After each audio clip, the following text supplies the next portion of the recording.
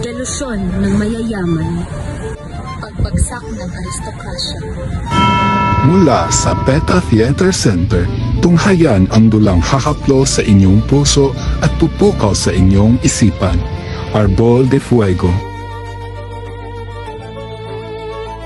Isang adopsyon ng klasikong The Cherry Orchard ni Anton Chekhov.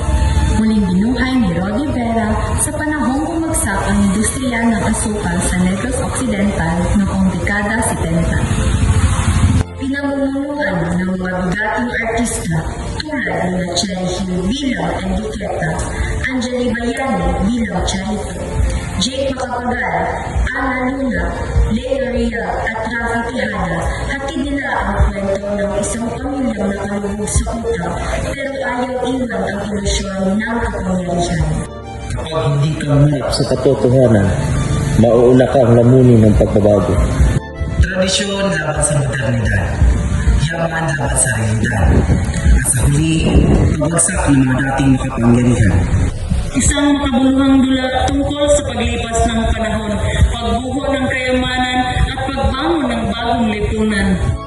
Arbol de Fuego. Ngayong Pebrero 20 hanggang Marso 15, alas 3 ng hapon at alas 8 ng gabi. Ipagtatanghal sa Beta Theater Center.